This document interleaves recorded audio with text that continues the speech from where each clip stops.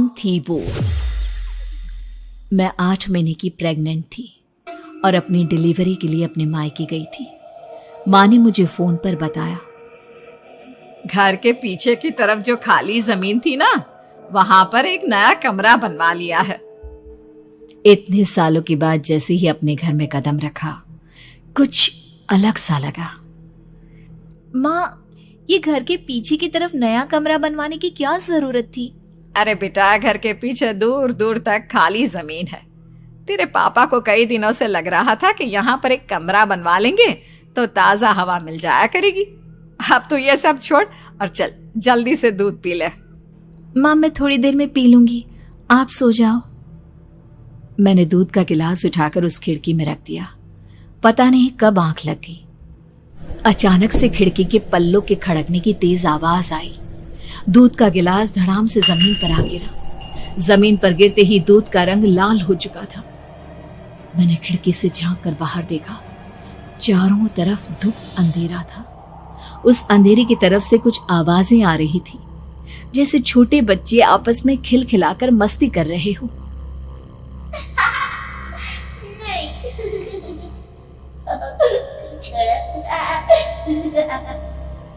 इतनी रात को इतने घनघोर अंधेरे में बच्चों की आवाज कैसे आ रही है? घड़ी में वक्त देखा तो ठीक 12 बजे थे। देखकर मैं सन्न रह गई। बुरी आत्माओं और भूतों की कई कहानियां मैं सुन चुकी थी। वक्त भी कुछ ऐसा ही था। ऊपर से मैं प्रेग्नेंट।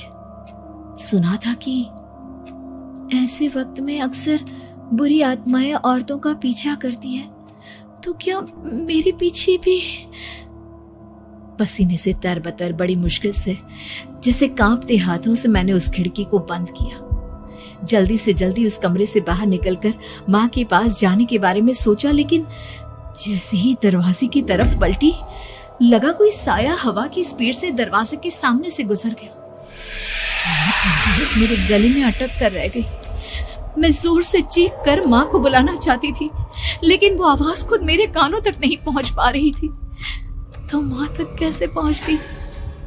खिड़की के पल्ले एक बार फिर तेज हवा के झोंके से धड़ाम करके खुल गया और पूरी ताकत से मैं चीख पड़ी। जानती थी मेरी चीख की आवाज सुनकर कुछ ही सेकंड में माँ वहां पहुंच जाएगी, लेकिन ऐसा कुछ हुआ ही नहीं। मेरा कलेजा डर के मारे फटा जा रहा था। आखिर माँ ने मेरी आवाज क्यों नहीं सुनी? इतनी गहरी नींद में तो माँ कभी नहीं सोती। ठीक पीछे खुली हुई वो खिड़की। मुझ में इतनी ताकत नहीं बची थी कि मैं पलटकर उस तरफ देख भी सकूं। हवा का एक सनसनाता हुआ झोंका उसी वक्त मेरे कानों से आकर टकराया। लगा जैसे किसी ने दबी हुई आवाज में धीरे से मुझसे कहा, चली जाओ यहाँ से। मैंने दोनों हाथ अपने कानों पर रख लिए और एक बार फिर ताकत लगाकर जोर से चीखने की कोशिश की। माँ! पापा! मेरी आवाज उस कमरे की दीवारों से टकराकर वापस मुझे ही सुनाई दे रही थी। जितनी ताकत के साथ मैंने चीखने की कोशिश की थी, कुछ ही देर बाद उससे कहीं ज्यादा तेज और दर्दनाक चीख मुझे सुनाई देने लगी। ये आवाज ठीक मेरे पीछे खिड़की से आ रही थी। वो आवाज मेरे कानों में पिघलते हुए लोहे की तरह गिर रही थी। उन आवाजों में हैवानियत थी। वो आवाजें किसी इंसान की नहीं है, इतना मैं समझ चुकी थी। कांप रहे हाथों से मैंने अंधेरे में कुछ ढूंढने की कोशिश की। तभी अचानक मेरा हाथ बेड पर रखी टॉर्च पर पड़ा। किसी तरह ताकत लगाकर टॉर्च का बटन ऑन किया, लेकिन ये क्या? सामने दरवाजे पर 3 छोटी लड़कियां खड़ी हुई थी। उनके हाथ में स्टील के चमचमाते हुए चाकू थे। मैं घबराकर लड़खड़ाई और पीछे की तरफ हटी, लेकिन तब तक वो मेरे पास आ चुकी थी। उनकी गर्दन टेढ़ी थी और उनके हाथों के वो चाकू मेरे पेट को निशाना बनाने को तैयार। मैं जोर से चीखी, नहीं, छोड़ दो मेरे बच्चे को, मत मारो, मत मारो, छोड़ दो मेरे बच्चे को। सोनाली, क्या हुआ बेटा? तू इतनी डरी हुई क्यों है? उठ बेटा, क्या हुआ? हड़बड़ाकर मैंने अपनी आंखें खोली। देखा तो दिन निकल आया था। माँ मुझे जगा रही थी। मेरा चेहरा पूरा पसीने से लथपथ था। क्या हुआ बेटा, तुमने कोई बुरा सपना देखा क्या? मैं अभी तक अपने पूरे होश में नहीं थी। वो वो मेरे बच्चे को मार देगी माँ। वो लड़की मेरे बच्चे को। मैंने घबरा कर अपने पेट को छुआ। सब कुछ ठीक था। और वो दूध जो रात को यहाँ पर गिर गया था, उसका रंग लाल हो गया था। माँ ने हंसते हुए दूध का गिलास मुझे दिखाया। तुमने दूध पिया ही नहीं, पूरा का पूरा ऐसे ही रखा हुआ है। तुमसे कहा था ना सोनाली, सेहत के लिए लापरवाही ठीक नहीं बेटा। लेकिन मैंने तो सब कुछ अपनी खुली आंखों से देखा था। ये सपना कैसे? खुजली की बीमारी। चल मैं आती हूँ, खाना बना के रखना। अरे फिर से कहाँ जा रही हो आप? पिछले 2 घंटे में 8 बार इधर उधर जा चुकी हो। अपने पाँव के टायर को ब्रेक लगाओ ना। अरे तू अपनी जुबान को ब्रेक लगा। तू कौन होती है मुझे रोकने वाली? अरे ज्वालामुखी जी, फटिए मत। मैं बस ये कह रही थी कि बिना बात के बाहर मत निकलो। लॉकडाउन खत्म हुआ है, कोरोना नहीं। बीमारी तो अब भी है ना। अरे मुझे कुछ नहीं होने वाला। मैं गांव में पली बड़ी हूँ, बहुत शक्ति है मुझ में। हाँ, कोरोना की छोटे से वायरस के सामने बड़े बड़ों की नहीं चल रही। जो होगा देखा जाएगा। अगर हो गया ना तो देखा नहीं जाएगा आपसे। बहू, मेरी सास बनने की कोशिश मत कर। सास बहू की एक बात नहीं मानती और बहू के लाख समझाने पर भी निकल जाती है अपनी मनमर्जी करने। शाम को जब सास वापस आती है तो ये लीजिए, सैनिटाइजर से अपने हाथ क्लीन कर लीजिए। अरे इसमें से तो बदबू आती है। छी छी छी छी, मुझे नहीं करना ये इस्तेमाल। अरे तो साबुन से हाथ धो लीजिए।